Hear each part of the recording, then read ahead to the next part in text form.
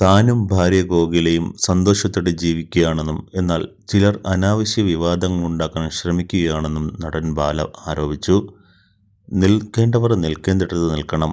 യാതൊരു കാര്യവുമില്ലാതെ വിവാദം ഉണ്ടാക്കാൻ ശ്രമിക്കുകയാണ്. ഇനി അതിന് മുതിരരുതെന്നും ബാല പറഞ്ഞു.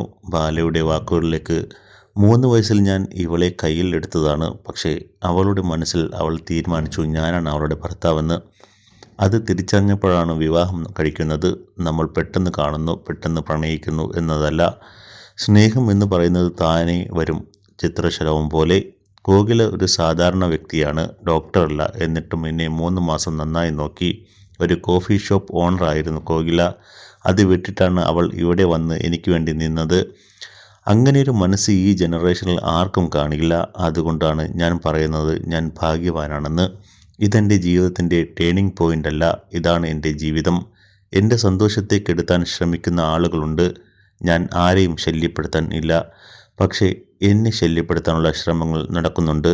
ആക്ഷനും റിയാക്ഷനും വ്യത്യസ്തമാണ്.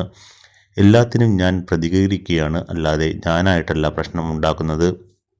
എന്നെ വേദനിപ്പിക്കുന്നത് കൂടുമ്പോൾ ഞാൻ പ്രതികരിക്കുകയാണ് പതിവ്. അങ്കണവാടി ഞാൻ ആരംഭിച്ചു. നാട്ടുകാർക്ക് എല്ലാവർക്കും സന്തോഷമായി. ഞാൻ ആത്മാർത്ഥമായി ചെയ്തതാണ്. കോകില ഇനി ക്ലിനിക്ക് പണിയാൻ പോകുകയാണ്.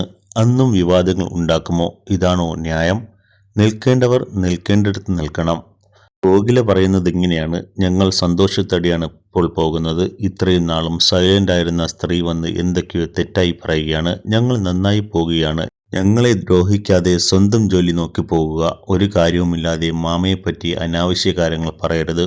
ഒരു വിഷയമുണ്ട്, അത് പുറത്ത് പറയാത്തതാണ്. ഒരാളുടെ ജീവിതം നശിപ്പിക്കരുത് കരുതിയാണ് മിണ്ടാതിരിക്കുന്നത്. ഇനിയും ഇതുപോലെ സംസാരിക്കുന്നത് തുടർന്നാൽ ഞാൻ മിണ്ടാതിരിക്കില്ല. മാമയുടെ സമ്മതം പോലും ചോദിക്കാതെ ഞാൻ വെളിപ്പെടുത്തും, കോകില പറയുന്നു.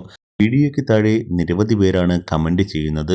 എലിസബത്തിനെ കോകില ഭീഷണിപ്പെടുത്തുകയാണെന്ന് ചിലർ കമന്റ് ചെയ്തിരിക്കുന്നു. ഇത് തന്നെയാണ് തനിക്ക് ഭീഷണി സന്ദേശം ലഭിക്കുന്നുണ്ടെന്ന് എലിസബത്ത് നേരത്തെ പറഞ്ഞത്. മറ്റൊരു കമന്റ് ഇങ്ങനെയാണ്: ഇപ്പോൾ എലിസബത്തിനെയാണോ കുറ്റം പറയുന്നത്? ബാല, നിങ്ങൾ അല്ലേ മുമ്പ് പറഞ്ഞത് എലിസബത്താണ് നിങ്ങളെ പൊന്നുപോലെ നോക്കിയതെന്ന്? ഓപ്പറേഷൻ സമയത്ത് കഴിഞ്ഞ ഉടനെയുള്ള വീഡിയോകളിലെല്ലാം അത് പറഞ്ഞിരുന്നല്ലോ.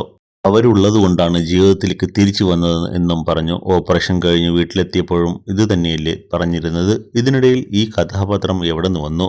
ഇപ്പോൾ എലിസബത്ത് ആരായി? മനുഷ്യർ എന്താണിങ്ങനെ സ്വാർത്ഥരാകുന്നത്? കഷ്ടം തന്നെ.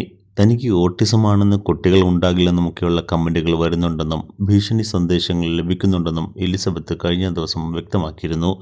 എന്നാൽ ഭീഷണിപ്പെടുത്തി വീഡിയോ ചെയ്യിക്കുന്നത് നിർത്താമെന്നും ആരും കരുതേണ്ടെന്നായിരുന്നു എലിസബത്ത് ഇന്നലെ വ്യക്തമാക്കിയിരുന്നത്.